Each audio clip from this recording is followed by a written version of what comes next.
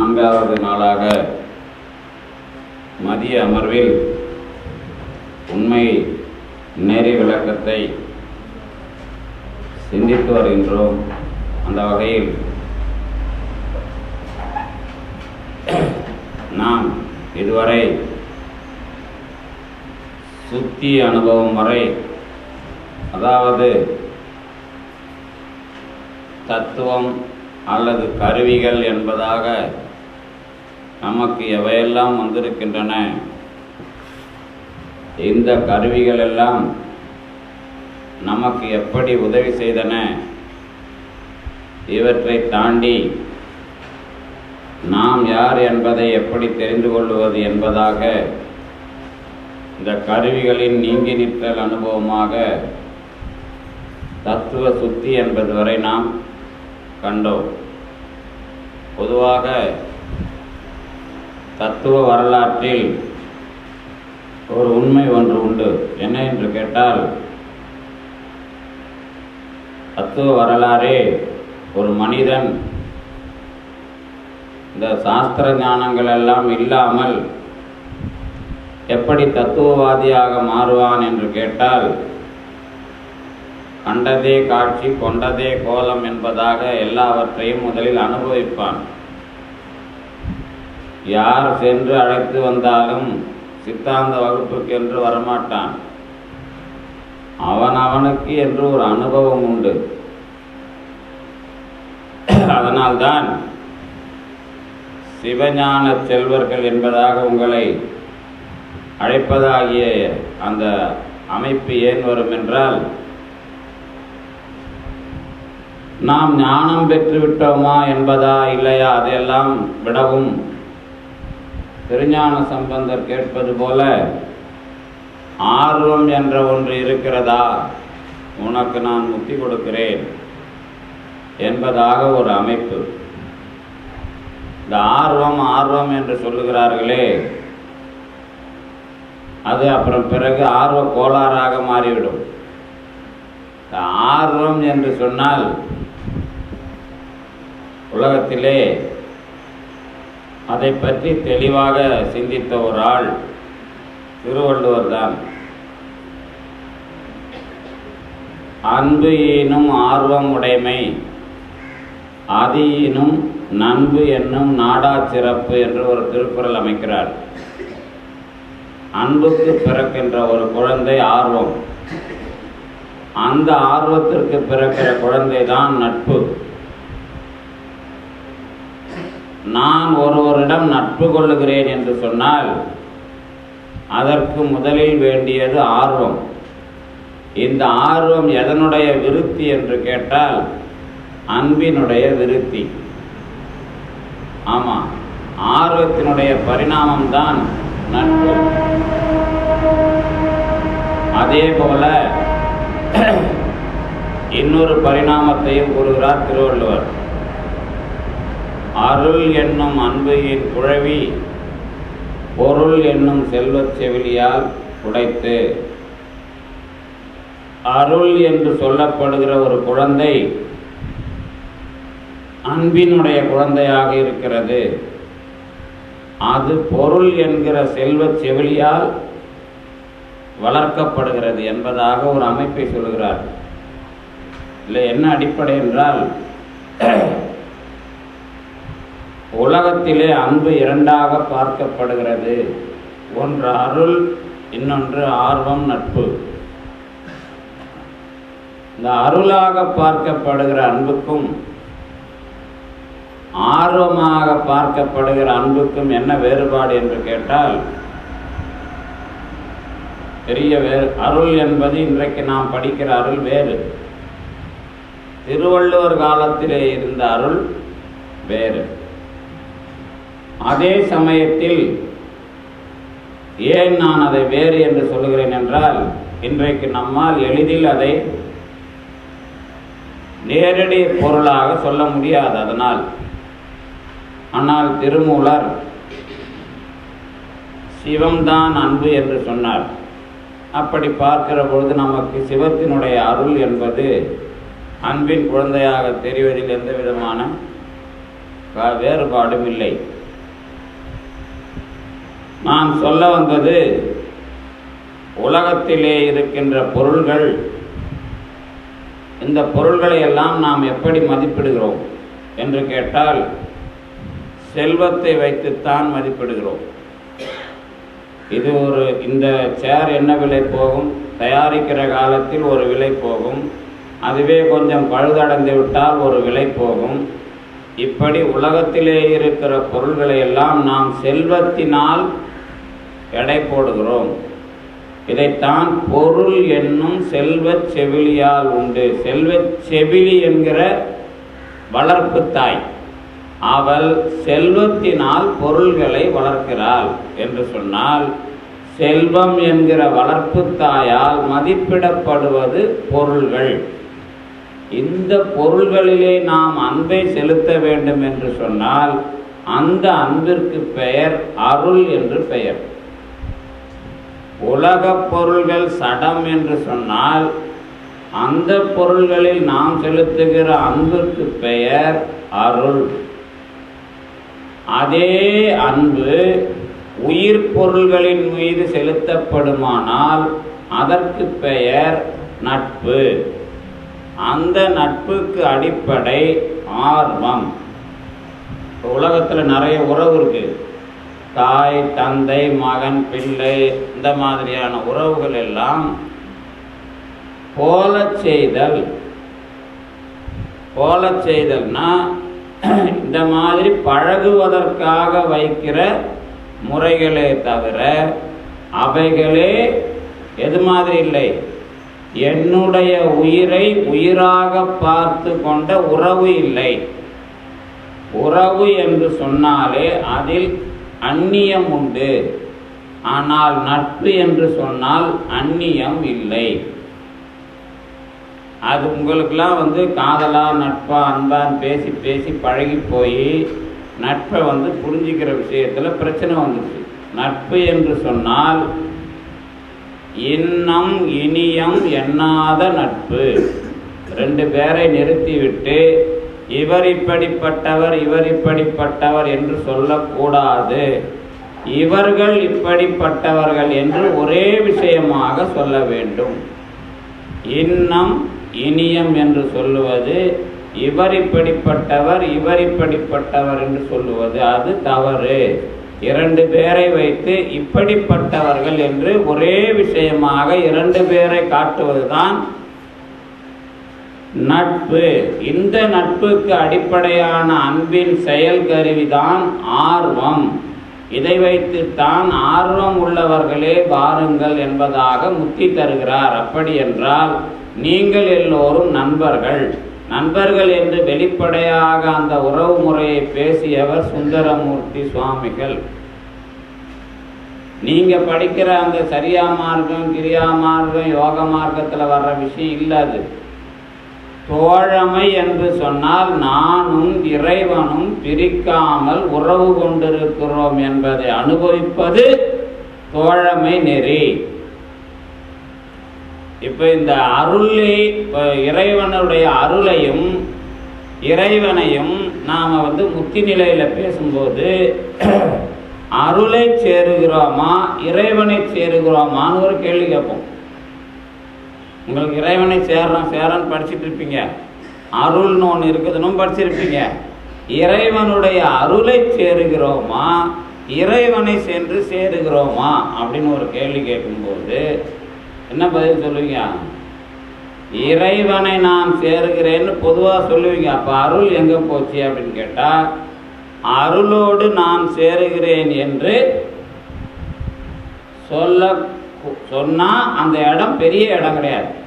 அதாவது அவர் என்ன சொல்வார்னா, திருவருட்பயனில் இன்பில் இனிது உண்டு என்றால் இன்று உண்டேன் ஒரு அன்பு நிலையே அது ஒன்று. இருவர் மடந்தையர் இன்புரின் என் பயன். இன்பு உண்டாம் ஒருவன் ஒருத்தி உரின். ஒருவன் என்ற ஆன்மாவும் ஒருத்தி என்ற ஆன்மாவும் சேர்ந்தால்தான் இன்பம். இறைவி அல்லது சக்தி அல்லது அருள் என்று சொல்லுவதை சேர்ந்தால் 2 பெண்கள் சேருவது போலத்தான் அங்கே அருளை சேர்வது இல்லை, இறைவனை சேர்தல். இது ஒரு விளக்கத்துக்கு. சேருகிற நிலையில் நாம் இப்ப மாயையை நாம் என்னன்னு பார்த்தோம், ஈசனுடைய அருள் சக்தியாக அல்லது பரிக்கிரக சக்தியாகத்தான் மாயையும் கடைசியில் கொண்டு போய் சொல்லுவாங்க. அது எப்படி இருக்கிறதுனா, நெருப்பாக உள்ள பெருமானின் மேல் கொஞ்சம் அப்படியே சாம்பல் பூத்திருப்பது போல இருப்பது தான் அருள், அந்த மாதிரி சொல்லுவாங்க. அப்ப இந்த அருள் எந்த நமக்கு இறைவன் என்கிற வகையில் ஞானம் தருவதுதான்.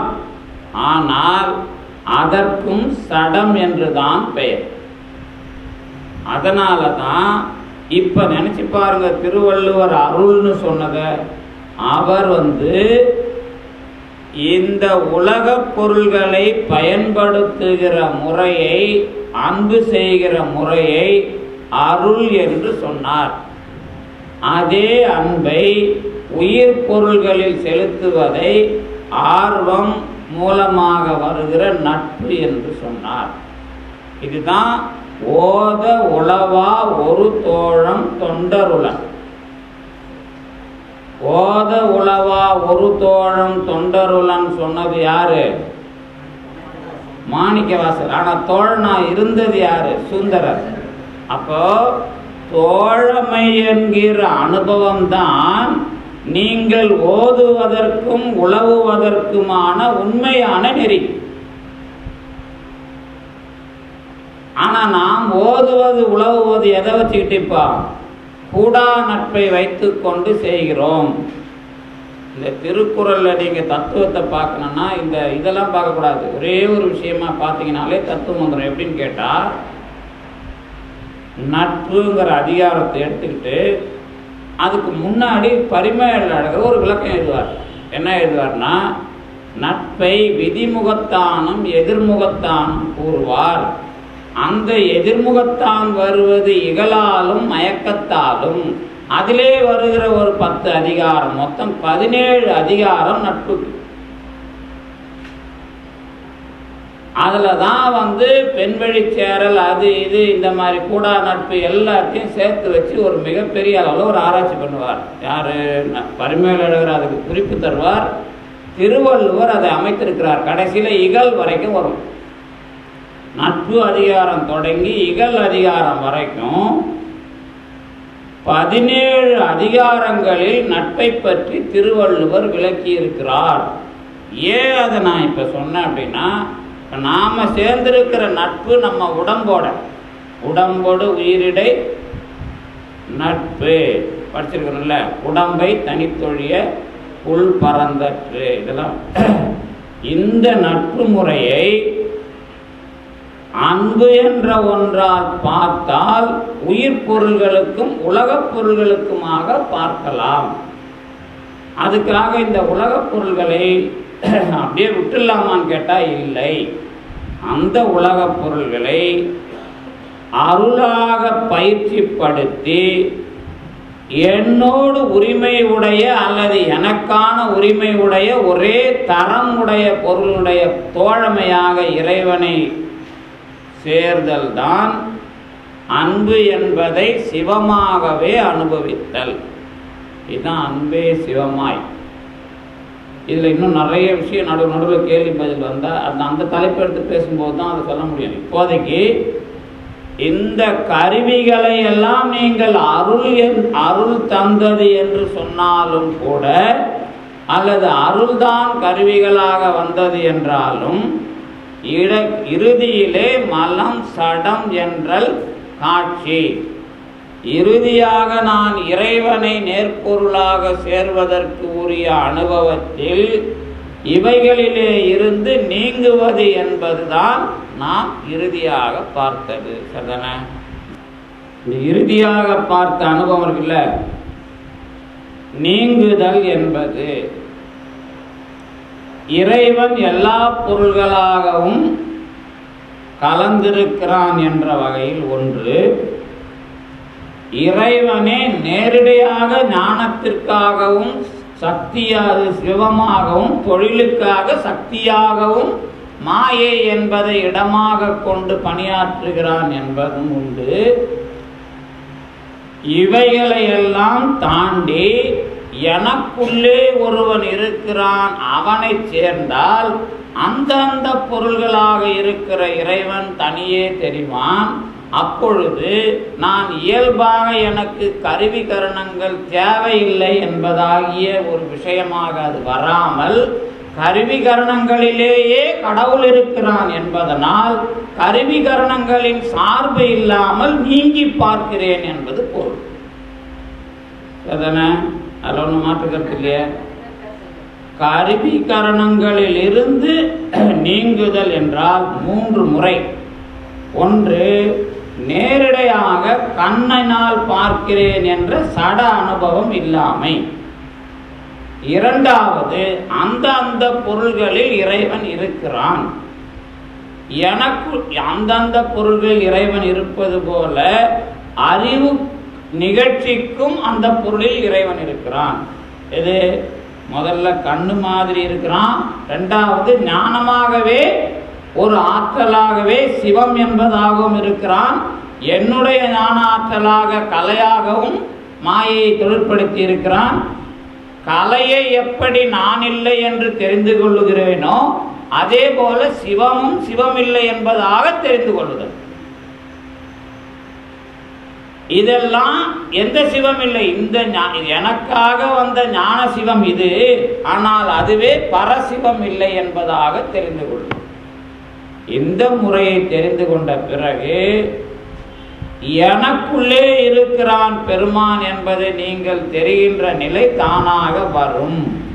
அந்த நிலைதான் உங்களுக்கு எதிரே அந்த கருவியை பயன்படுத்தி தெரிந்து கொண்டுகிற நிலை இல்லாமல் அந்த பொருளிலே இருக்கிற இறைவனே இந்த பணியை உங்களுக்கு செய்வான்.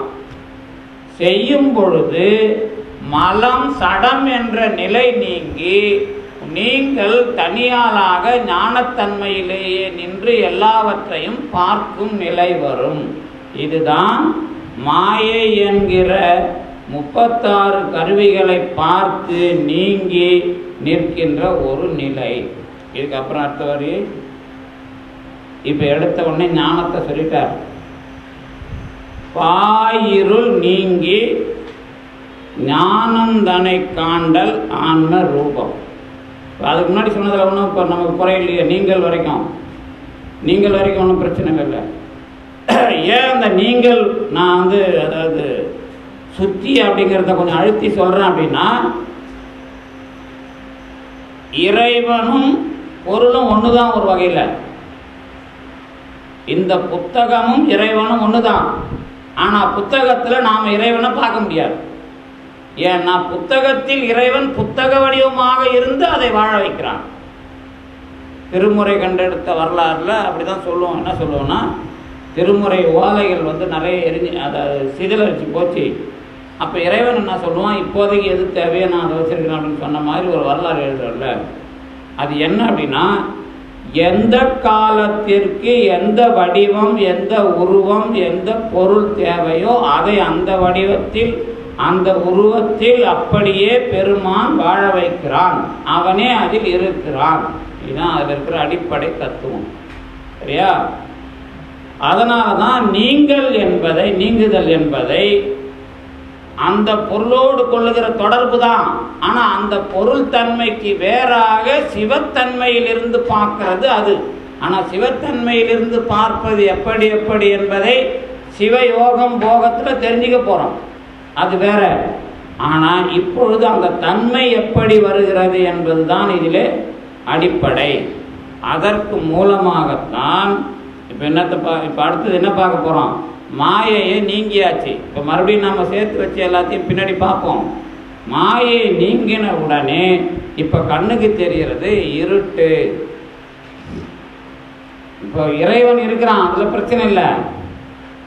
மாயை என்கிற சுத்தி வந்த பிறகு வினை சுத்தியும் ஆணவ சுத்தியும் உண்டு. சரிதானே?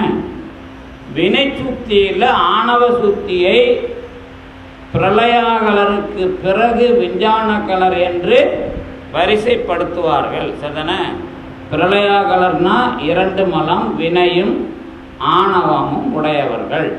விஞ்ஞான கலர் என்றால் ஆணவ மலம் மட்டும் உடையவர்கள். இந்த 3 மலமும் சகலர்கள். இந்த 3 மலத்திலே இருக்கிற நான் மாயை தாக்கம் இல்லாமல் பேசினால் பிரளயாகலன். நான் பேசுவது வினை அல்லது நல்லது கெட்டதாக மறுபடியும் அமையவில்லை என்றால் நான் விஞ்ஞானகலன். அப்ப மாயை நீங்குதல் என்று சொன்னால் உடம்பு போறதில்லை. மாயை தன்மையிலே இருந்து இது இப்படிப்பட்ட இடத்தில் இப்படி எனக்கு வேலை காட்டுகிறது அல்லது வேலை செய்கிறது என்று தெரிந்து கொள்வது. அது தெரிந்து கொண்ட பிறகு அதிலே இருந்து எந்த வகையில் நீங்குகிறோம் என்பது. எந்த வகையில் நீங்குகிறோம் என்று சொன்னால், எனக்கு வேலை காட்டிய அந்த மாயை தன்மையிலே இருந்து நீங்கி பரம்பொருள் இருக்கிறது அந்த கருவியில் என்பதாகிய ஒரு சூட்சுமம் இருக்கிறது. அந்த சூட்சுமம் இப்போது நமக்கு அனுபவமாகவில்லை, அனுபவமாக போகிறது. அதற்கு முன்பாக வினையையும் ஆணவத்தையும் பார்க்க போகிறோம். இந்த இதுலையே ஆணவத்தை முன்னாடி சொல்லி வினையை பின்னாடி சொல்றார் அப்படின்னு கேட்டால், முதல்ல இருள் தான் சொல்றார், அடுத்ததுல தான் வினை சொல்வார். இந்த வரியை பார்த்தீங்கன்னா, ஆன்ம ரூபத்தில் வினையை வைத்து விளக்குகிறார், ஆன்ம தரிசனத்தில் ஆன்ம ரூபத்தில் ஆணவத்தை வைத்து விளக்குகிறார், ஆன்ம தரிசனத்தில் வினையை வைத்து விளக்குகிறார். அதை பார்த்தீங்கன்னா தெரியும். பாயிருள் நீங்கி ஞானந்தனை காண்டல் ஆன்ம ரூபம். அதில் எது வருது? ஆணவம் வருது. நீயும் நின் செயல் ஒன்று இன்றி நிற்றலே தரிசனம். என்ன வருது? வினை வருது. இதுக்கு பிறகுதான் மாயை ஆணவம் கண்மம் போன ஆன்மாவின் தன்மை கெடுதல். போய் இவன் தன்மை கெட்டு பொருளில் போய்ங்கிறது இல்லை அந்த விஷயம். சரிதானே? இப்போ ஒன்றும் பிரச்சனை இல்லையா? முறைப்படி எங்கே வந்திருக்கிறார் தெரியுது. மலபரிபாகத்தில் தான் இவ்வளவு விஷயங்களையும் பேசுகிறார் என்பதாக தெரிகிறது. அதில் பாயிருள் நீங்கி ஞானத்தை பார்ப்பது ஆன்மா என்று சொல்லுகிறாரே, அந்த இருள் நீங்கி ஞானம்தனை காணுதல். இந்த வினைக்கு காரணம் ஆணவம். வினை நமக்கு ஆணவத்தினால தானே வருது. இப்ப நாம எந்த செயல் செய்தால், எந்த செயலை செய்தாலும் அதிலே ஆணவம் தான் அடிப்படையாக இருக்கிறது. அந்த ஆணவத்தை இன்னது என்று காட்ட வேண்டும் என்பதற்காக அதை முதலிலே சொல்லி, அதன் அடிப்படையில் எப்படி செயலெல்லாம் விரிந்தது என்பதற்காக பிறகு சொல்லுகிறார். ஏன்னா இப்போ மலபரிபாகத்தில் வினை நீங்கினால் ஆணவம் நீங்குமா என்று நேரடியாக கேட்டால் நீங்கள் இப்போ நமக்கு அதுக்கு பதில் சொல்ல தெரியணும். ஏன்னா இருவினை ஒப்பு நிகழ்ந்த பிறகு ஆணவ மலம் நீங்குதல், ஆணவ மல பரிபாகம். சரிதானே? ஆணவ மல பரிபாகம் நீங்குகிறது என்று சொன்னால் அந்த இடம் வினையும் இல்லைன்னா ஆணவம் மட்டும் எப்படி இருக்கும்?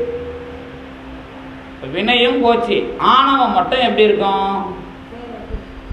யான் எனது என்று இருக்கும். அதுதான் யான் எனது என்று அற்ற இடமே மோன வெளியா அப்படின்னு குமரகுருபரர் கந்தர்கள் என்பாரோட சொல்லியிருப்பார். இப்போ இந்த யான் எனது என்று அற்ற இடம் ஆணவம் இல்லாத இடம். சரிதானே? இந்த பிரளயாகலருக்கும் ஆணவ கலர், அதாவது விஞ்ஞான கலருக்கும் ஒரு மலம் உடையவர்கள் 2 மலம் உடையவர்கள் என்று சொன்னார்களே ஒழிய, யார் யாருக்கு என்ன என்ன தாக்கம் உண்டு என்பதாக நமக்கு வரலாறு இல்லை. அப்போ இருவினை ஒப்பையும் அந்த மலபரிபாகத்தையும் சேர்த்து வச்சு பார்க்கலாமா, பிரித்து வச்சு பார்க்கலாமா, எதுக்கு முன்னாடி எது, எதுக்கு முன்னாடி எது இல்லை அப்படிங்கிற மாதிரி மூணா வச்சு மலபரி இருவினை ஒப்பு என்பதிலேயே ஆணவ மல தீர்வை எப்படி பேசுவது என்பதாகத்தான் அதை புரிந்து கொள்ள வேண்டும் என்று அமைக்கிறார் உண்மை நெறி விளக்க ஆசிரியர். மறுபடியும் அது எப்படின்னா, வினை என்று தனியாக ஒன்று இல்லை. ஆனால் வினை என்ற ஒன்று தனியாக எப்படி வந்தது என்று கேட்டால் ஆணவத்தை செயற்படுத்துகிற வகையில் வந்தது. ஆணவத்தை செயற்படுத்துகிற வகையில் வந்த வினையை விளக்க வேண்டும் என்று சொன்னால் ஆணவம் எப்படி செயற்படுத்தியது என்று அந்த வினையின் மூலமாக தெரிந்து கொள்ளுகிற முறையை முதலிலே அறிந்து அதை நீக்க வேண்டும் என்பதுதான் அந்த முறைக்கு உரிய முதல் வேலை. அதனால்தான் பாயிறு நீங்கி ஞானந்தனை காண்டல் ஆன்ம ரூபம் என்று சொன்னார். சரியா போச்சாது? இப்போ ஆணவத்தோட வேலை என்னன்னு தெரியல நமக்கு. ஆணவத்தின் வேலைகள் மோகம், மதம்,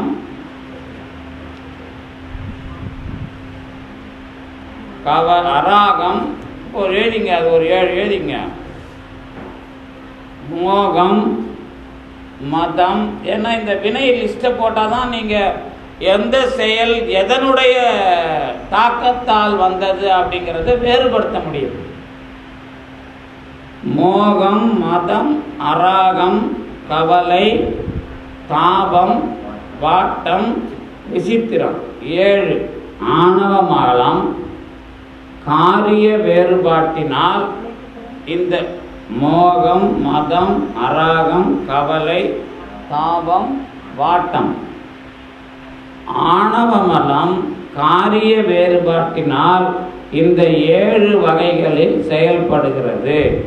இந்த 7 வகைகளில் இந்த 6ம் எனது என்பது முதலிலே இருக்கிற 6 எனது.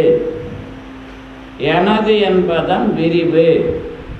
இறுதியாக இருக்கிற 7வது விசித்திரம் யான் என்பதன் காரியம்.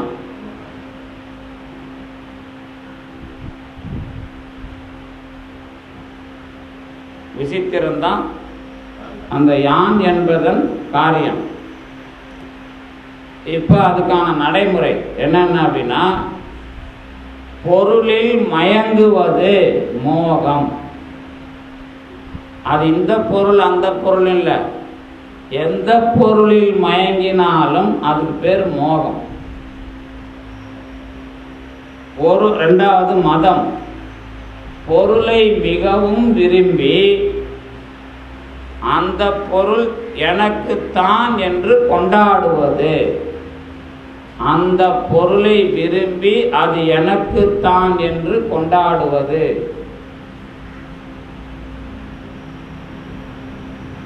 அராகம் என்பது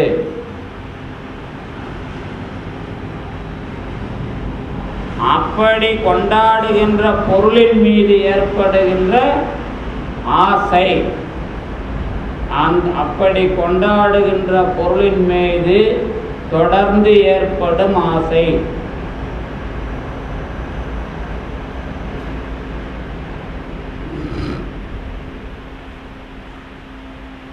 அதான் அராகம். இப்ப ஏற்கனவே எத்தனை அராகம் பார்த்துருக்கீங்க? ஆன்மாவினுடைய விருப்ப ஆற்றலை எழுப்புற ஒரு அராகம், அது வேற. பஞ்சகிலேசத்தில் வர்றது வேற. இன்னொன்று ஒன்று இருக்குது, உங்களுக்கு நான் அந்த லிஸ்ட்டு போடல. புத்தி தத்துவத்தில் ஒரு அராகம் இருக்கு, அது ஒரு அராகம் இருக்கு.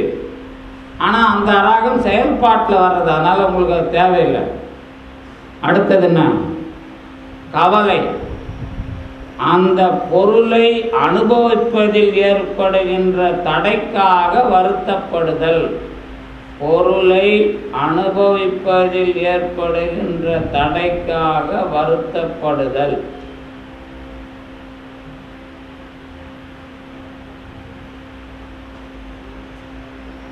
அடுத்தது தாபம். இதுதான் தவிப்பது. தாபம் அப்படின்னா தவிப்பது. அது எந்த மாதிரிலாம் உங்களுக்கு அனுபவம் உண்டோ அந்த மாதிரிலாம் தவிப்பை எழுதிக்கலாம். அதுக்கப்புறம் வாட்டம், தவிப்புக்கு மேலும் உயிரை விடுகிற அளவிற்கு வருகிற வருத்தம். உயிரை விட்டுலாம் போல இருக்குது அப்படிங்கிற அளவுக்கு வர்ற வருத்தம் புரிஞ்சு போச்சா?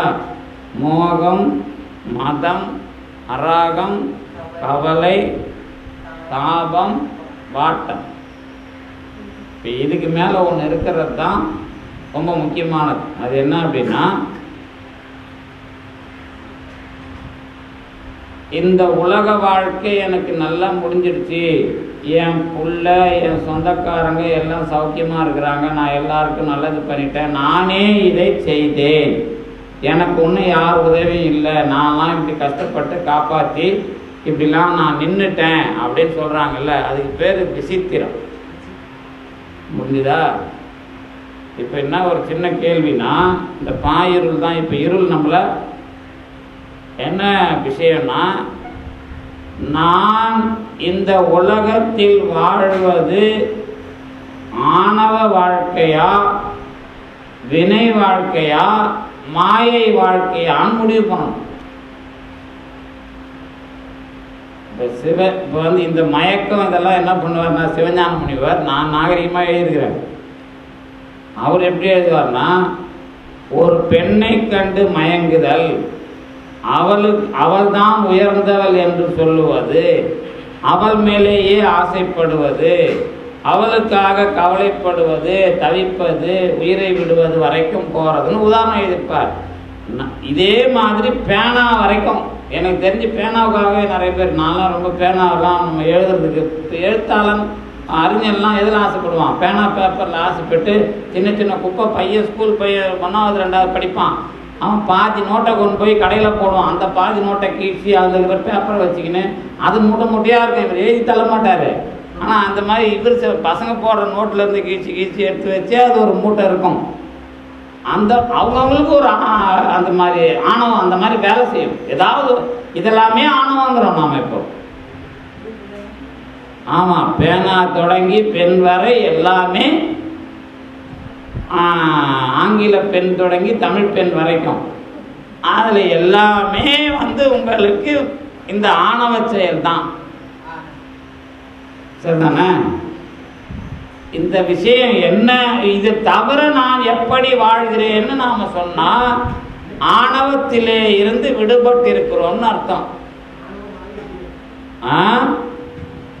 ஆணவ வாழ்க்கையிலே இருந்து நான் விடுபடுகிறேன், அந்த மாதிரி விடுபட்டு இருக்கிறேன்னு ஒரு ஆள் சொல்லணும். அப்படி சொன்னால் இந்த இந்த ஆணவம், இப்போ ஆணவத்துக்கு, இது நம்ம இன்னும் கர்மாவை படிக்கல, ஆணவத்திற்கும் வினைக்கும், வினையை விட்டுட்டு ஆணவத்துக்கும் மாயைக்கு நடுவுலையுமே நீங்கள் நினச்சி பாருங்கள். மாயையை ஏற்கனவே நம்ம விட்டாச்சு, இருந்தாலும் அதை பிடிக்காதீங்க சார் சொல்ல முடியாது. நீங்கள் மாயையில் பஞ்சக்லேசம் என்று சொல்லப்படுகின்ற ஆசைக்கும் இதுக்கும் என்ன வித்தியாசம்? ஏன்னா இதை சேர்த்து வச்சு படிக்கும்போது நமக்கு வித்தியாசத்தோடு படித்தாதான் இதை சொன்னோமா அதை சொன்னோமா இந்த இடத்துல நமக்கு பிரச்சனை வந்துதான் தெரியும். இது மாயை சம்பந்தமான ஆணவம். இப்போ நமக்கு மாயை இல்லை, ஆணவம் மட்டும்தான் இருக்கு அப்படின்னு நம்ம வாழ்க்கையை நம்ம முடிவு பண்ணணும். அப்போ அங்கே வந்த அந்த பஞ்ச கிளேசத்தில் வருதில்ல, அவிச்சை, ஆங்காரம், அவா, ஆசை, கோபம். பஞ்ச கிளேசம் அவிச்சை, ஆங்காரம், அவா, ஆசை, கோபம் எழுதிக்கிறோம்ல, அதுக்கும் ஆணவத்தில் வர்றதுக்கும் என்ன மாதிரியான அனுபவ வேறுபாடு இதை தெரிந்தால் மாயை நான் விட்டு மாயையில் சிக்குணாமல் ஆணவத்தில் தான் சிக்கொண்டிருக்கிறேன்னு சொல்லலாம். இதுதான் அந்த முறை.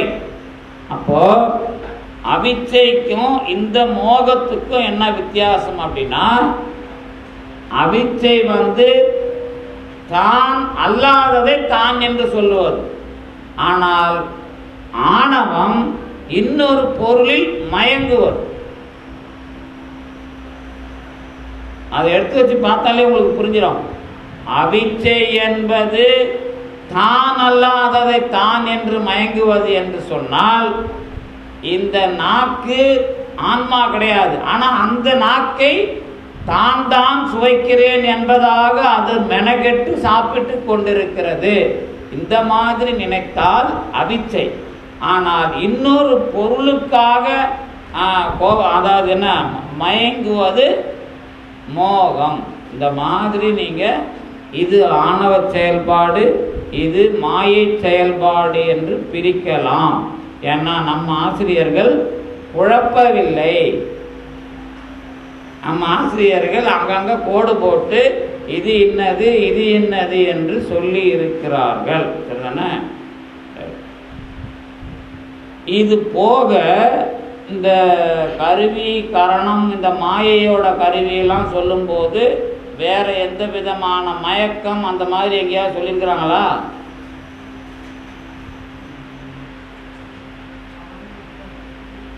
மாயையில் கலை வித்தை அராகம் என்று சொல்லப்படுகின்ற அராகம் ஆசை என்று சொல்லி இருக்கிறார்கள். அதை இன்னும் தெளிவாக ஆன்மாவின் ஆசை என்கிற ஆற்றலை இயக்குகிற ஒரு பொருளாகத்தான் சொல்லியிருக்கிறார்கள். அது எது இல்லை, தன்னை தானாக மதிக்கிற அவிச்சை இல்லை.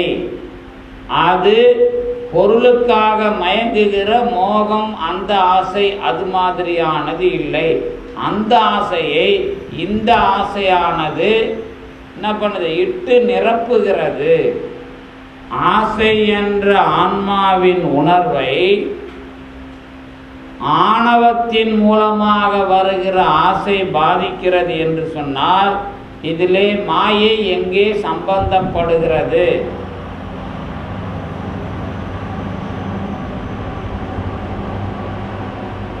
கேள்வி நல்லா தான் இருக்குது. ஏன்னா இதை நம்ம சொல்லணும், ஒன்றும் இல்லை, ரொம்ப சிம்பிள் தான்.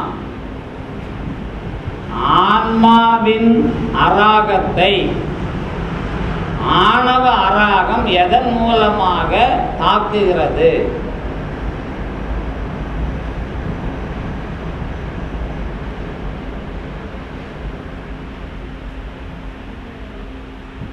கண்ணு இருந்து தானே தாக்குது. உண்டு உயிர்த்து உற்று அறியும் ஐம்புலனும் ஒன்றொடி கண்ணே உள்ளாங்கிறார்ல.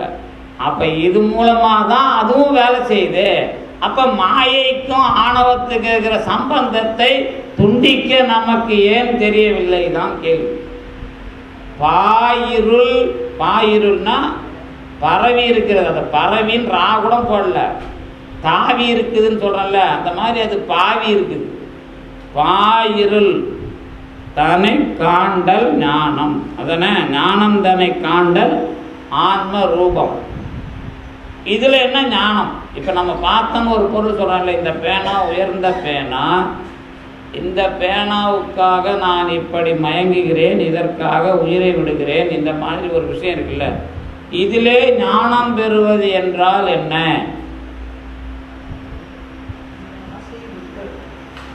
ஆசையை விடுறது தான் ஞானம் பெறுதா?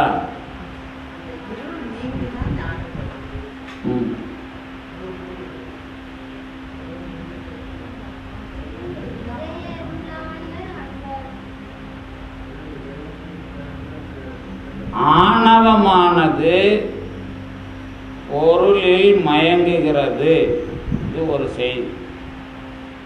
மாயையிலே தான் என மதிப்பது அது வேறு செய்தி. சரிதானே? ஆணவமானது என்னை பந்தித்திருக்கிறது.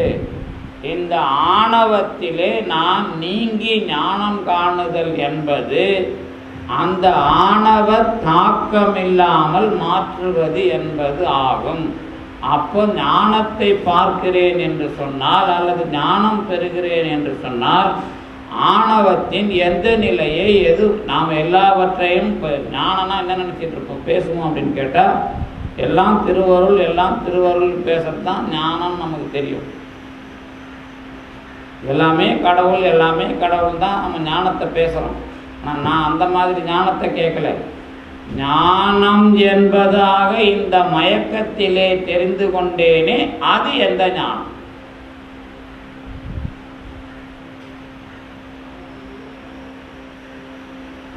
அதுக்கப்புறம்தான் நீயும் நின் செயல் ஒன்றி நிற்றல், ஒன்று இன்றி நிற்றல். இவர் வந்து அதை சரியாக தான் அமைக்கிறார். நான்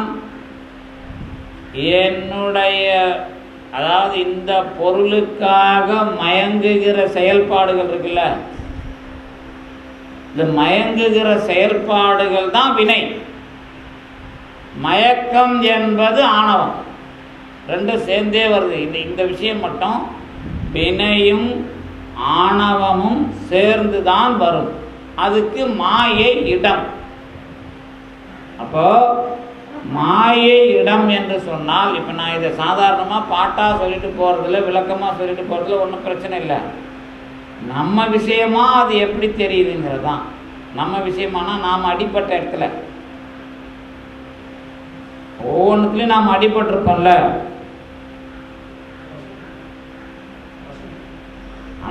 அதெல்லாம் அந்த பிட்டுலாம் போடக்கூடாது. பசுஞானம்லாம் கிடையாதுங்க. நேராக நீங்கள் அடி வாங்கியிருப்பீங்களா இல்லையா? எங்கேயாவது மயங்கி, அட்லீஸ்ட் சைவ சித்தாந்தத்துக்காவது மயங்கியிருப்பீங்கல்ல, அதுவும் ஒரு ஆணவம் தான். நான் வந்து அதெல்லாம் ஒன்றும் தப்பு இல்லை. எதிலே மயங்கினாலும் அது ஒரு ஆணவத்தினுடைய காரியம். கடவுள்கிட்ட மட்டும்தான் மயங்க மாட்டோம், மற்ற எல்லாம் மயக்கம்தான். அதை பற்றி கவலையப்பட வேணாம். அந்த செயல்பாடு தான் உங்களுக்கு வினை. அப்போ அந்த வினையின் மூலமாக நான் எதை கற்றுக்கொண்டேன் அப்படிங்கிறது தான் கற்க கசடர கற்று கற்றபின் நிற்க. அதான் வினைன்னு சொன்னல. வினையையும் அந்த ஆணவத்தையும் உணர்ந்து நிறுத்தி அதில் நீங்கள் தெரிஞ்சுக்கிறதுக்கு பேர் தான் ஞானம். அதான் இவர் சொல்கிறார். நான் இதை நேராக சொல்லிடுவேன். ஆஹா, நம்ம ஆணவம் இப்படி இருக்குது, இதில் நீங்கள் வினையை கடவுளை தெரிஞ்சுக்கிங்கன்னா ஞானம் சொல்லிட்டு கதை பாட்டு போகிறது வேற. நான் அந்த கதை கேட்கல, சொந்த கதையில் அது எப்படி தெரியுதுன்னு கேட்டேன்.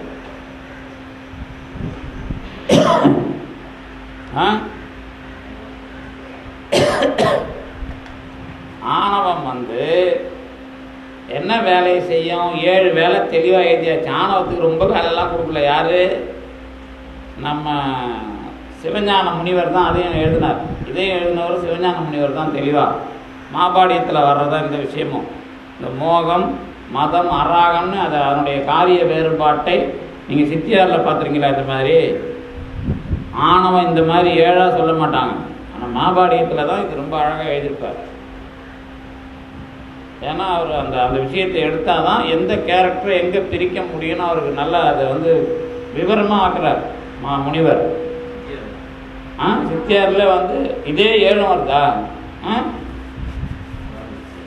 ஒன்றாய் ஏகமாய் நித்தமாய் இதெல்லாம் தான் வரும். இந்த மாதிரி 7 வந்த மாதிரி நான் ஞாபகம்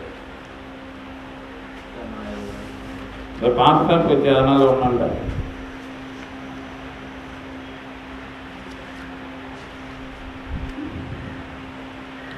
சிவப்பிரகாசத்தில் அவர் வேறு மாதிரி சொல்லுவார்.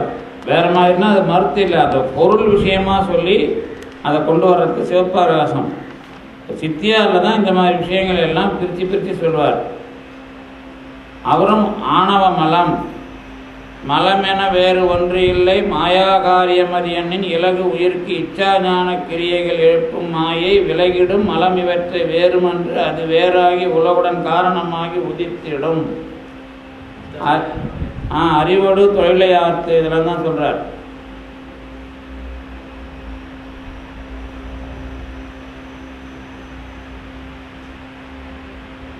மாயைன்னு சொல்றார். மற்றபடி இந்த லிஸ்ட் இருக்கிற மாதிரி தெரியல. எந்த பார்த்துக்கலாம், ஒன்றும் பிரச்சனை இல்லை. ஏன்னா அது எனக்கு இருந்தால் தெரிஞ்சிருக்கேன். அதுக்காக தான் நான் ஏற்கனவே பார்த்துருக்கேன். அதில் சொல்றதெல்லாம் மாயை மாயேயம் அது எப்படி காரியப்படுது அப்படிங்கிறது தான். இந்த 7 வந்து தெளிவாக முனிவர் வந்து ரொம்ப அழகாக படம் பிடிக்கிறார். அதை விட ஏன் அப்படின்னா இவர் உண்மை உலகத்திலேயே அது வரல, அதில் ஒன்றும் பிரச்சனை இல்லை. இது ஏன் சொல்லணும் அப்படின்னா இன்னும் முனிவர் இன்னொரு வேலை வச்சிருக்காரு. என்ன வேலை வச்சிருக்காருன்னா, நமக்கு இந்த அந்த கரணங்கள் தொடர்புல வந்து தான் இந்த விஷயமா நமக்கு வினை வருது. அந்த வினை மொத்தம் 612 விஷயமாக வருகிறது. 612 தான் அப்படின்னு ஒரு லிஸ்ட் கொடுப்பார் முனிவர். அதை நான் அடுத்ததுக்கு போய் அடுத்ததையும் சேர்க்கலாம், இதில் ஒன்றும் பிரச்சனை இல்லை.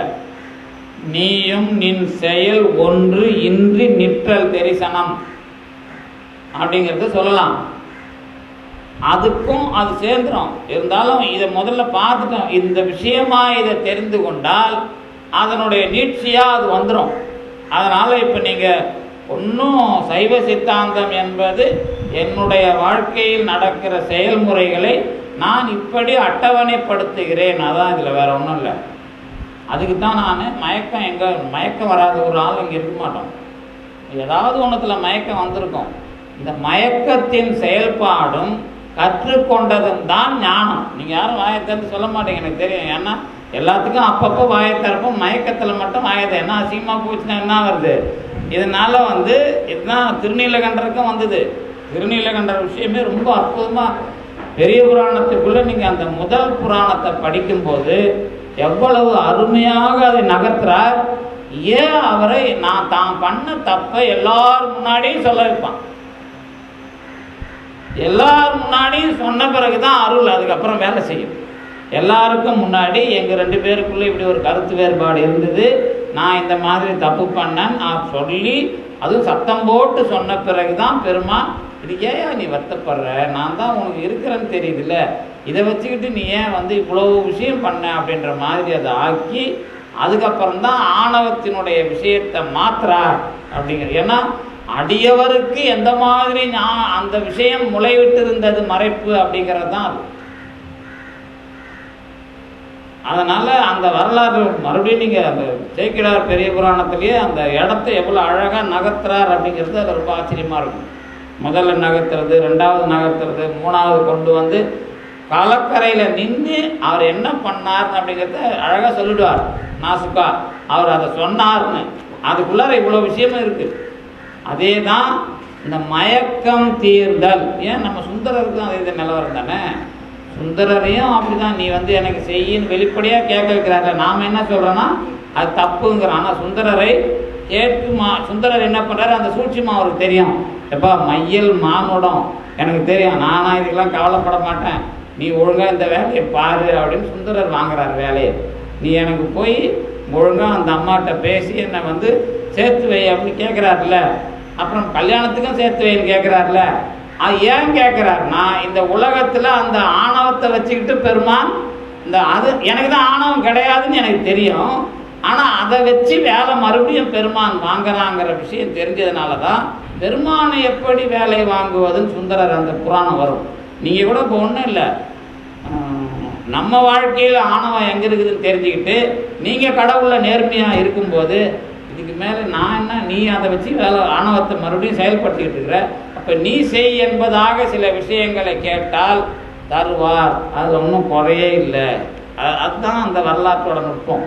அதே மாதிரி தான் இதில் மயக்கம் என்பது எனக்கு அதற்காக நான் என்னுடைய வாழ்க்கையை முழுவதுமாக செலவழிக்கிறேன் என்று சொன்னால் இது வேண்டும் இது வேண்டாம், இதனால் இன்ன ஞானம் என்பதாக ஒன்று வர வேண்டும்.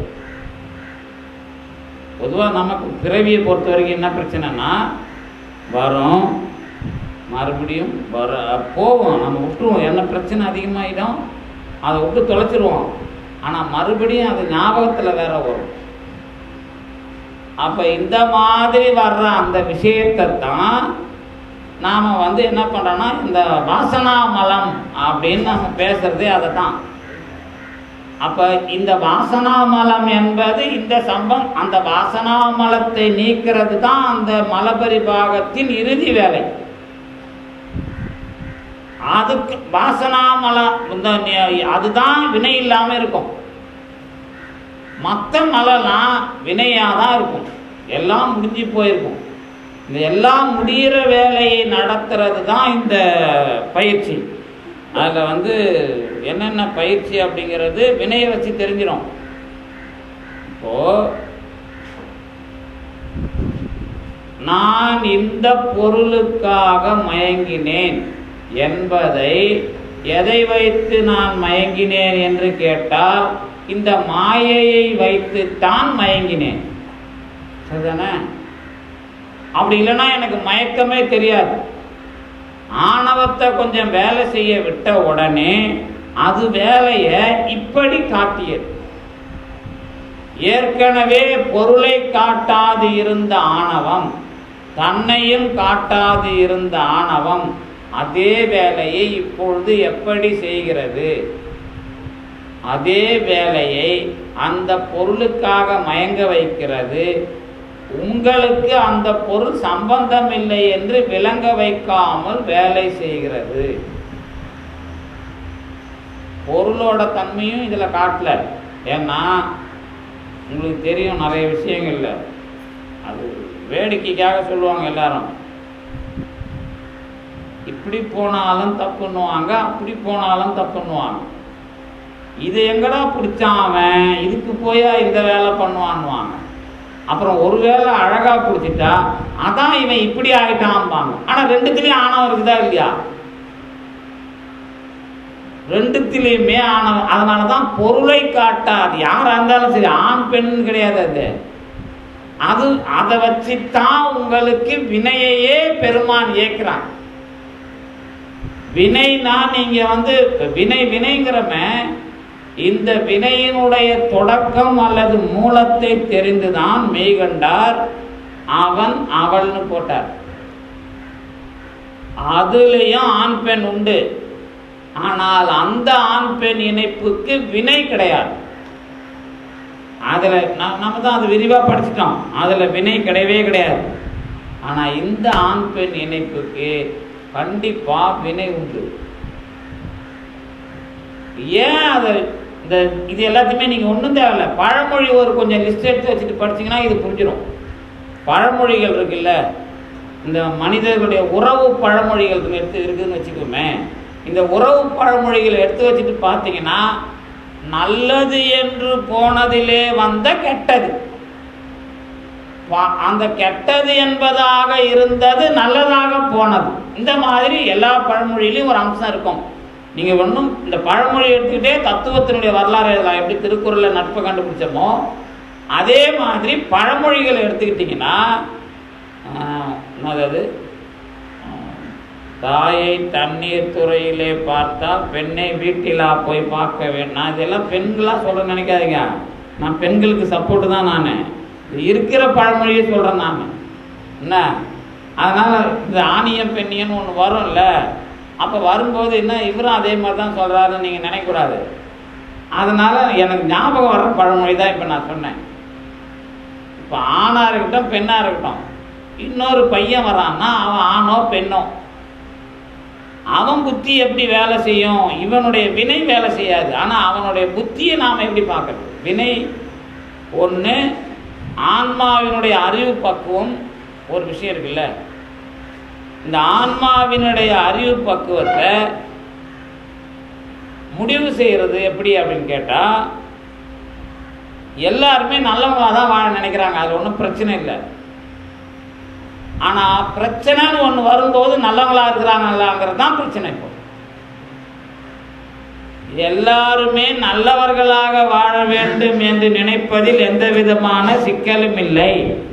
ஆனால் சிக்கல் என்ற ஒன்று வருகிற காலத்தில் நல்லவனாக இருக்கிறானா என்பதுதான் சிக்கல். சரியா சொல்லிட்டேனா? அப்போ அந்த காலத்துல நல்லவனா இருக்கிறானா கெட்டவனா இருக்கிறானான்னு எதை வச்சு சொல்றது அப்படின்றது தான் தாயை தண்ணீர் துறையிலே பார்த்தால் பெண்ணை வீட்டிலா போய் பார்க்க வேண்டும் அப்படிங்கிறது. அந்த கேரக்டரு சில வீட்டு அப்பாவோட கேரக்டரு, சில வீட்டு அம்மாவோட கேரக்டர் பையனுக்கு இருக்குதா இல்லையாங்கிறத பற்றி பிரச்சனை இல்லை. ஆனால் பிரச்சனை வந்துட்டப்ப யாரோட ஒரு கேரக்டரையாவது அவன் செய்வான். இதுதான் பாத்திரம் அறிந்து பிச்சையிடு. இதைத்தான் திருவள்ளுவர் நலத்தின்கண் நாரின்மை தோன்றின் குலத்தின்கண் ஐயப்படும். குலம்னா ஜாதி குலம் இல்லை, அவனுடைய பழக்கம். இந்த பழக்கத்தை சந்தேகப்படுங்கிறார். நான் தமிழ்நாட்டுக்கு இப்போ தான் சொல்கிறது, தமிழ்நாட்டில் நல்ல தலைவர் இருந்து தான் நாமெல்லாம் கஷ்டப்பட மாட்டோமே அப்படிங்கிற மாதிரி. அதாவது நான் நல்லவனாக இருந்தால்தான் வறுமையிலேயும் செம்மை உடையவனாக இருப்பேன். அதுக்கு பேர் தான் சிக்கல் காலத்திலேயும் அந்த சொல் திறம்பாமை. கற்பு என்பது சொல் திறம்பாமைன்னு சொன்னது.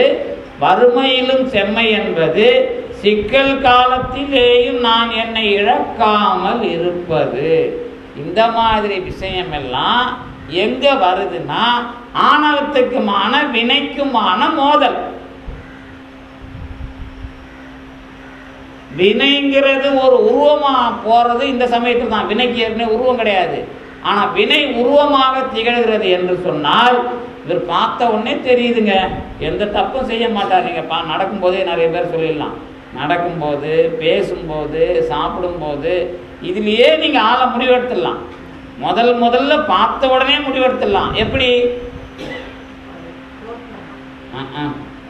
அடுத்தவனை பத்தியே பேசிக்கிறீங்களா? உங்களை பத்தி தான் நான் பேசுறேன். நான் எந்த விதமான பழக்கங்களில் எப்படியெல்லாம் சரியான விஷயத்தை என்னுடைய வாழ்க்கையில் அளந்திருக்கிறேனோ அப்பொழுதுதான் அடுத்தவனை பார்த்து முடிவு செய்ய முடியும். நீங்க அடுத்தவனை பார்த்து முடிவு செய்யறது இல்லாது. எப்படிலாம் நான் இந்த மாதிரி நல்லவைகளை எல்லாம் கற்றுக்கொண்டேனோ அந்த விஷயங்கள் எல்லாம் இல்லை என்று பார்த்த பொழுது அவன் இப்படிப்பட்டவன் சொல்றான். இப்பதான் வினைக்கு உருவம் கிடைக்குது.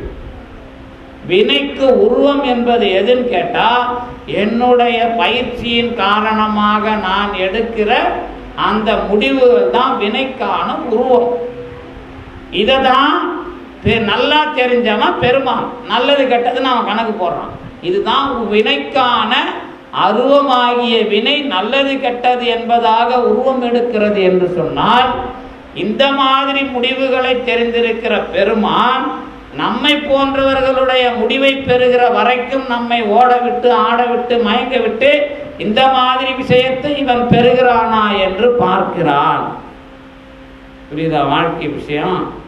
இது புரிஞ்சுதுன்னா அதுக்கப்புறம் என்ன அப்படின்னா, இந்த மயக்கத்திலே நான் பெற்ற ஞானம் என்பது என்ன, டைம் தான் பார்க்குறேன், வேற ஒன்றும் இல்லை. ஏன்னா எல்லாருக்கும் மயக்கத்தை பற்றியே பேசி மயக்கம் வந்துடக்கூடாதுல்ல, அதுக்காக. ஏன்னா இந்த அதாவது என்ன விஷயம் அப்படின்னா, மயங்குதல் என்பதுக்கு நான் ஒரு நாள் அந்த தொடக்க நாளில் ஒரு கலந்த மயக்கம் உலகம் ஆதலின்னு சொன்னல. மயக்கம்னா எப்படி அப்படின்னு ஒரு விஷயம் தெரிஞ்சுக்கணும். மயக்கம்னா எப்படி?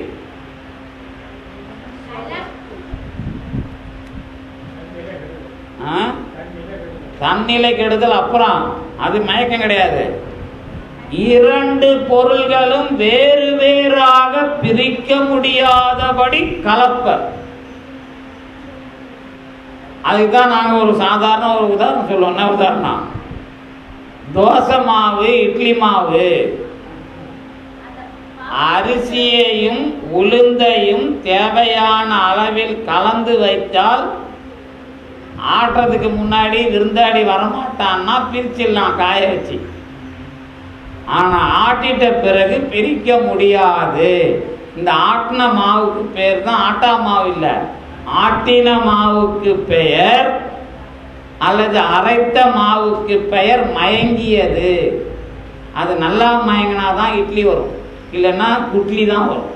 குட்லின்னா என்ன தெரியல, ஹோட்டலில் நேர்த்தான் தெரியும். சின்ன சின்ன இட்லியா, ஏன்னா அது நல்லா இல்லைன்னாக்கா சின்ன சின்னதாகி சாம்பாரில் ஊற போட்டால் நல்லா இருக்கும். அதுக்கு பேர் குட்லி. அதாவது இந்த ஏன்னா நல்லா இல்லாத வச்சு தானே அடுத்து என்ன பண்ணலாம்னு தெரிஞ்சுக்கிறதுக்காக நாம் ஆப்பம் கண்டுபிடிச்சோம். நல்லா இல்லாத மாவு என்ன பண்ணுறது, புளியை ஊற்றி ஆப்பமாக்கி, இதெல்லாம் கண்டுபிடிப்பு. முன்னால முடியாது, அதை கெடுக்க வச்சும் பெருமான் ஞானம் தர்றான். ஏன்னா அரிசி இருக்குது, உளுந்து இருக்குது, ஆனால் இட்லி கண்டுபிடிக்கிறதுக்கு அவன் எவ்வளோ வருஷம் கணக்கு வேஸ்ட் பண்ணியிருப்பான். அரிசியிலையும் உளுந்தையும் கலந்து இட்லி ஆக்கணுன்றது அவன் பெரிய கண்டுபிடிப்பானா இல்லையா? அது வெயிட் தெரியல உங்களுக்கு. அவன் எவ்வளவு சரி, உப்பை கூட முதல்ல வாயில் எடுத்து யாராவது வச்சிருப்பானா, செத்து போயிருமோ பயந்துல வச்சிருப்பான் வாயில. அந்த மாதிரி ஒவ்வொன்றையினுடைய மயக்கத்திலே இருந்து விடுபடுதல் தான் பொருள் ஞானம். அந்த மாதிரி ஒவ்வொன்றையும் இவன் கத்துக்கிறதுக்கு முன்னாடி இதை கத்துக்க வைக்கிறான் கடவுள். அந்த கத்துக்க வைக்கும் போதுதான் நான் அந்த அந்த விஷயத்திலே இருந்து ஒன்றை பெறுகிறேன். உப்பை கண்டுபிடிச்சாலும் ஞானம்தான், இட்லியை கண்டுபிடிச்சாலும் ஞானம்தான், சட்னியை கண்டுபிடிச்சாலும் ஞானம்தான். என்னதான் சட்னியை தமிழ்நாட்டில் கண்டுபிடிச்சாலும் இங்கே சம்பளம் மாற்ற மாட்டோம்ல. நாக்கு மாற்ற மாட்டேன்ல. நான் என்னதான் சட்னி சாப்பிட்டாலும் இங்கே சம்பளம் சாப்பிட மாட்டேன்ல, அதுக்கு பேர் தான் மயக்கம்னு பேர். அதாவது அது மயங்கிறது வேற. சட்டினியும் காரமும் உப்பும் நன்றாக, அதாவது தேங்காயும் தண்ணியும் காரமும் நன்றாக மயங்கினால் சட்டினி. அது மயங்கலைன்னா அது முத்தனை தேங்காய்ன்னு சொல்கிறோம்ல. முத்தனை தேங்காயும் மயங்காது, இளநீரும் மயங்காது.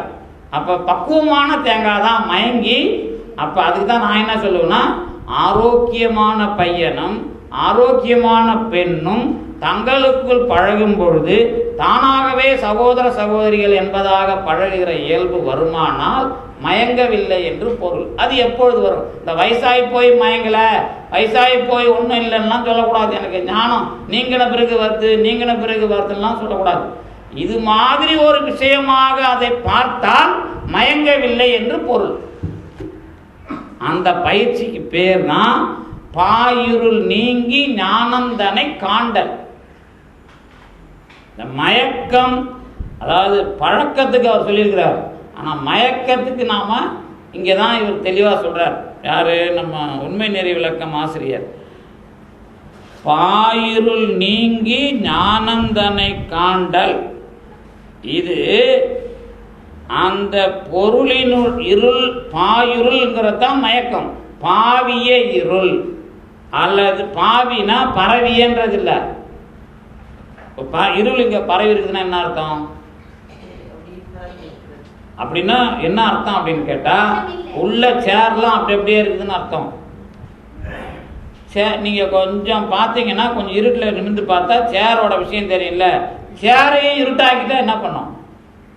சேரையும் இருட்டு உள்ளே பூந்து ஆக்கிட்டா அந்த இருட்டும் இந்த இருட்டும் ஒன்றாவே இருக்கும். அந்த இருட்டுக்கு பேர் தான் பாயிருள். பாயிருள்னா பரவிய இருள் கிடையாது, உள்ளே புகுந்த இருள்னு அர்த்தம். பாவிய இருள். பரவிய என்பது நிறைந்திருப்பது, அதுக்கு மேலே ஒவ்வொன்றிலேயும் இணைந்திருப்பது பாவிய இருள்.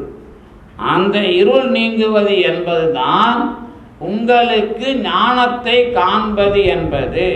இந்த ஞானத்தை காண்பதற்காகத்தான் அந்த அந்த இருளால் செயல்பாடுகள் எல்லாம் நமக்கு அமைந்தன. அந்த செயல்பாட்டிலே வந்ததுதான் வினையானது உருவமாக ஆவது. அந்த வினையினுடைய உருவத்தை நீக்குவதுதான் ஞானத்தை பெறுவது என்பது. அந்த வினையை நீக்கிறதுங்கிறத இந்த இடத்துல ஆணவ நீக்கத்துக்காக படித்தாலும், வினையை முழுவதுமாக இல்லாமல் ஆக்குவது, நின் செயல் ஒன்று இன்றி நிற்றல் என்பது வேறு, வினையை நீக்குவது வேறு. நீயும் நின் செயல் ஒன்று இன்றி நிற்றல் என்பது வேறு நிலை. ஆணவமாகிய அந்த இருள் நீங்கி ஞானம் பெறுகிற அந்த நிலை வினையிலே காணுகின்ற விஷயமாகவும் இருக்கிறது. சரிதானே? அந்த இரண்டாவது சொல்ல போகிறதுலையும் வினை இருக்கு. ஆனால் அந்த வினை அதுக்கும் பிறகு சொல்லப்படுகின்ற போய் இவன் தன்மை கெடுகிற ஒரு நிலை. இந்த இரண்டு நிலையிலேயும் ஒரு தனித்தன்மை உண்டு. ஆனால் அதற்கு முன்பாக சொல்லப்படுகிற பாயிருள் நீங்கி ஞானம் தன்னை காண்டல் ஆன்ம ரூபம் என்பதில் வினை காரணமாக வருகின்ற, ஆணவம் காரணமாக வருகின்ற வினையும் இணைத்து கூறப்படுகிறது. ஆணவம் காரணமாக வருகின்ற வினையும் இணைத்து கூறப்படுகிறது. எதுல? பாயிருள் நீங்கி ஞானம் தன்னை காண்டல் ஆன்ம ரூபம் என்பது. சரிதானே? ஆணவத்தை பற்றி இந்த 6 விஷயமா 7 விஷயமா படிச்சல, இந்த 7 விஷயத்தையும் தான் எனது யான் என்று சொல்லுகிறோம். இந்த எனது யான் என்பதை மறைப்பு என்று நாம் ஏற்கனவே படித்திருக்கிறோம். அது இன்னொரு விஷயமாக அதோ நியமிகா சக்தி, கீழே நோக்கி செலுத்துகிற ஆற்றல் என்றும் படித்திருப்போம்.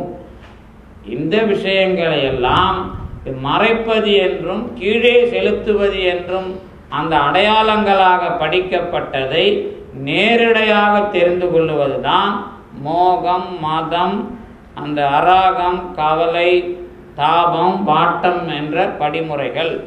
இந்த படிமுறைகளில் நான் ஆணவத்தையும் நாடி பிடித்து பார்ப்பதற்கு உரிய செயல்முறைகள் இருக்கின்றன.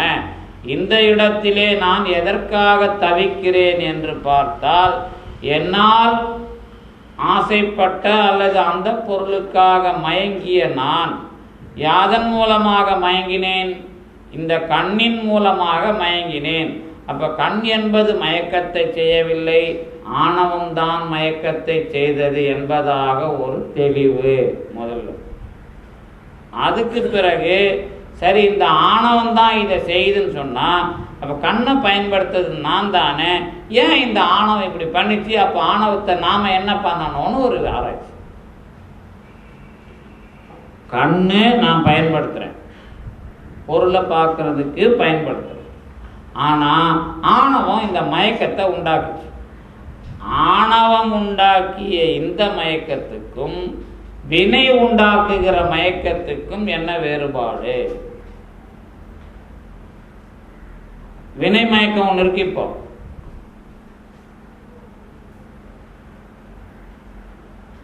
வினை மயக்கம்னா என்ன அப்படின்னா, அது எங்க நல்லா தெரியும் அப்படின்னு கேட்டீங்கன்னா, புத்தி தத்துவத்தில் இருக்கிற வினைதான் அந்த வினை மயக்கத்தை ஏற்படுத்துவது. அங்க ஒரு அராகம் இருக்கிறது.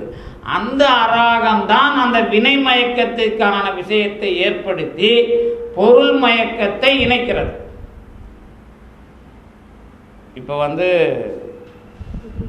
சாப்பிடக்கூடாது அப்படின்னு விரதம் இருக்கிறான்னு வச்சுக்கோங்க. நல்ல விரதம் இருக்கார் ஒருத்தர். அவரை கூட்டிகிட்டு போய் கோயிலுக்கு போயிட்டு நான் வீட்டுக்கு வந்தாருன்னா அவர்கிட்ட போய் இந்த மாதிரி நான் கோயிலுக்கு போயிட்டு வந்தேன் பிரசாதம் அவருக்கு கொடுக்குறீங்கன்னு வச்சுக்கோங்க. அவர் என்ன பண்ணலாம்? கோயிலுக்கு போயிட்டு வந்தது பிரசாதம் சொல்கிறாரே, நம்ம விரதம் இருந்தால் தப்பு இல்லை, வாங்கி சாப்பிடலாம் அப்படின்னு வேலை செய்கிறதுக்கு பேர் அந்த வினை மயக்கம். வினை மயக்கம் என்ன பண்ணும் அப்படின்னு கேட்டிங்கன்னா, நீங்கள் செய்கிற செயலில் பெற வேண்டிய ஞானத்தை தடை செய்கிறது. ஆணவ மயக்கம் என்ன பண்ணும் அப்படின்னு கேட்டிங்கன்னா, தடையான ஞானமாகவே இருக்கிறது, அதுவே தடை. ஆனால் வினை என்ன பண்ணும்னா, நடுவில் அதை தடுக்கும். பெருமானும் தடுப்பார். பெருமான் தடுக்கிறதுக்கும் வினை தடுக்கிறதுக்கும் என்ன வித்தியாசம்? பெருமானும் தடுக்கிற வேலையெல்லாம் செய்கிறான், தடுத்து ஆட்கொண்டான் அப்படின்னு சுந்தரர் வரலாறுல பார்க்குறோம். தடுத்து ஆட்கொண்டான்னா என்ன? பாவம், அந்த பொண்ணு தான் பாவம் செஞ்சது. அதுக்கப்புறம் வேறெல்லாம் கல்யாணம் பண்ணி வைக்கிறார்ல. ஆனால் தடுத்து ஆட்கொண்டான் அப்படின்னா என்ன?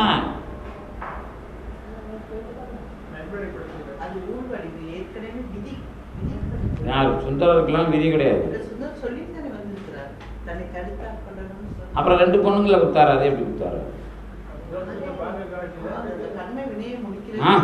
மறுபடியும் நீங்க சொல்லிட்டு வந்தாருங்கிறீங்க, கண்மாங்கிறீங்க, வினைங்கிறீங்க. கைலாயத்தில் இன்னொரு விஷயம், அந்த நுட்பம் இருக்குது. நான் யாழ்ப்பாணத்தில் அதை பற்றி நிறைய சொல்லியிருக்கேன். 2 தடவை வந்தப்போ சொல்லியிருக்கிறேன். என்னன்னா, அந்த பெண்களை சுந்தரர் அந்த ஆசையில் பார்க்கவில்லை. கைலாயத்தில் பார்த்தார், ஆசையா பார்த்தார்னு யார் சொன்னது? அந்த குற்றச்சாட்டை? புத்தகத்தில் நல்ல காமெடியா இருக்க. இறைவன் தான் சொல்றான். நீங்க சேக்கிழார் சொல்லல, சரவணன் சொல்லல, இறைவன் சொன்னான். மாதர் மேல் மனம் போக்கினை ஆதலால் மண்மேல் சொன்னது இறைவன். சேக்கிழார் சொல்ல, யாரும் சொல்லல. ஏன் அப்படி இறைவன் சொல்றான் அப்படின்னா, வரலாறு தானே, அது சரியா தெரிஞ்சுக்குமே. டீ ரெடி ஆயிடுச்சு. அதனால நீங்க வரலாறு மட்டும் சுவையா போனீங்கன்னா பிஸ்கட் நானே ஒன்று கொடுத்த மாதிரி ஆயிடும். ஆமா, ஏன்னா இந்த கதைலாம் சொன்னா கொஞ்சம் தூக்கம் தெரிஞ்சு போயிட்டு தான் இல்லையா? அப்ப அது என்ன அப்படின்னா, அந்த சேக்கிழார் பெரிய புராணத்தை நீங்க போய் எடுத்து பாருங்க. சுந்தரர் எப்படி போறாருன்னு அழகா சொல்லுவார் சேக்கிழார். இறைவனுக்கு இன்ன ஆம் நாள் மலர் பறிக்க துண்ணினார் நந்தன வனச்சூழலின் எழுதுவார். இறைவனுக்கு நாள் மலர்னா தினம் பூக்கிறது, இன்னும் ஆகும், இப்படி நல்லதா இருக்கும், இப்படி நல்லதா இருக்கும், இப்படி நல்லதா இருக்கும்னு பறிச்சுட்டு வருவார். ஆனா அங்க போய் பறிக்கும் போது ஏய்வன பல்மலர் கொய்து.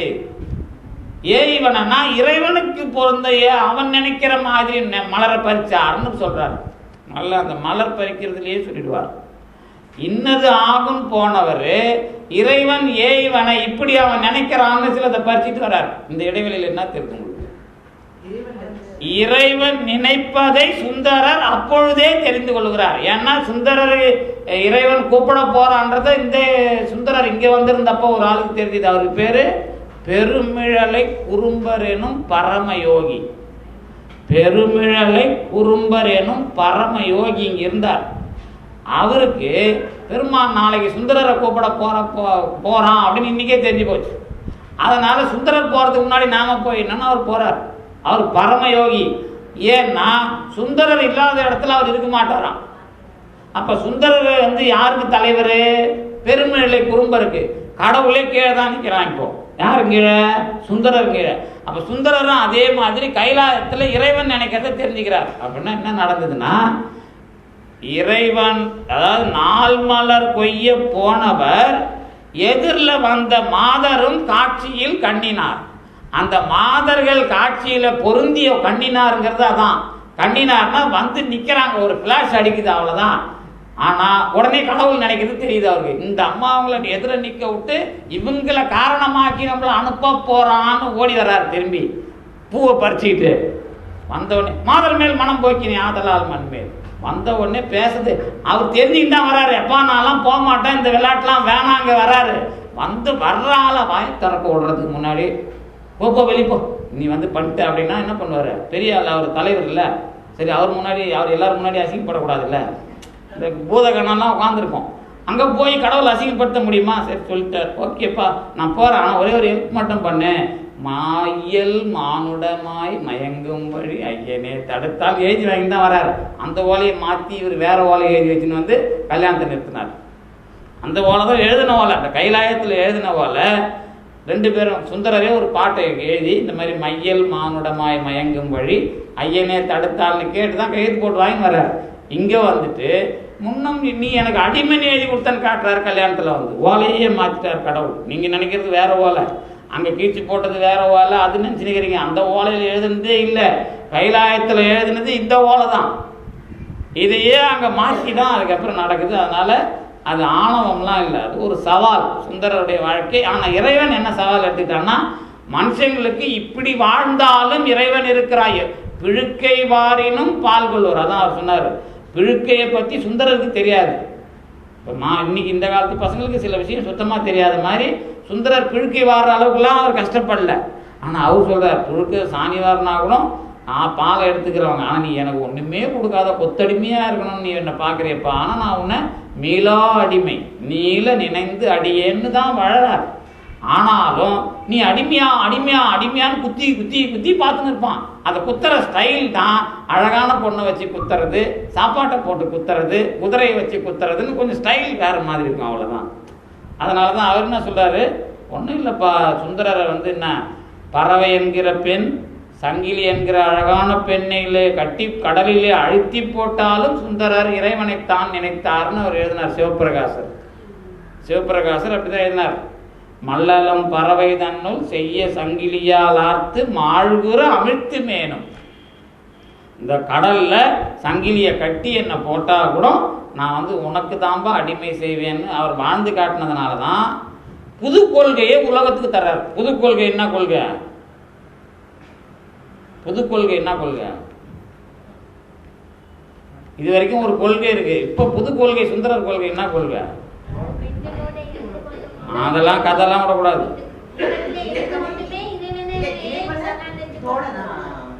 அதுவும் கிடையாது. அடியார்க்கு அடியேன், சிவனுடைய அடியேன் மீளா அடிமை என்று யார் ஒருவர் வாழுகிறாரோ அவர் மூலமாகத்தான் அடியவருக்கு அடியவன் என்கிற புதிய கொள்கையை உருவாக்க முடியும். இப்ப கொள்கையை தப்பா பேசுறான்லாம் அதுக்கு போகாமலே பேசுவான். கொள்கைக்கு உள்ளே சென்றால்தான் இதற்கு மேல் ஒரு கொள்கையை சொல்லுவதற்கான அதிகாரம் இருக்கிறது. அப்படி இறைவனை எந்த காலத்திலேயும் மீளாது அடிமையாக செய்த ஒரு சுந்தரருடைய வாழ்க்கையில்தான் அடியவருக்கு அடியவன் என்ற பொது கொள்கை உருவானால் சரியானதாக இருக்கும் தான். அந்த இறைவனை அடியவனா நினைக்கிறதில்ல, கொஞ்சம் கூட பிசகாதவாறு அவருடைய வாழ்க்கையை அழுத்தி அழுத்தி அழுத்தி அழுத்தி இறைவன் விளங்க வைத்தான். அதுதான் அதுக்கான மூலம். இதில் நமக்கு என்ன இருளை எப்படி நீங்கனாங்கிறது உங்களுக்கு தான் தெரியும். எங்கெங்கே அழுத்தனா நீங்கள் தெரிஞ்சுக்கினீங்களா இல்லையாங்கிறது உங்களுக்கு தான் தெரியும். நடுவில் டீ கொடுப்பாங்க, கொஞ்சம் சாப்பிட்டு வந்து நீங்கள் இன்னும் பார்க்கலாம். அதனால் நன்றி, வணக்கம்.